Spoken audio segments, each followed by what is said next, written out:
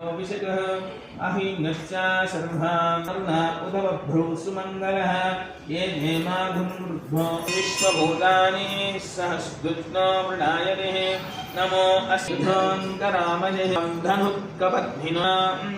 अर्धेऽपि अश्वायुधां त्वदन्तु विषाय त्रिपुरान्तकायाय ददासिगायाय कालाग्रवाय श्रीमन्महादेवाय नमः।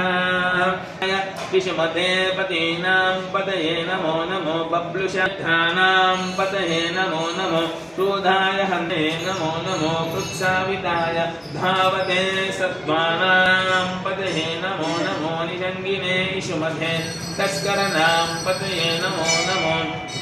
वञ्चते परिवञ्चते स्नायूनां पतये नमो नमो श्रिताविभ्यो जिगादुंसभ्यो पुष्ठानां तपतये नमो नमो जिमाभ्यो नक्तां जनभ्यो प्रघ्नूनां पतये नमो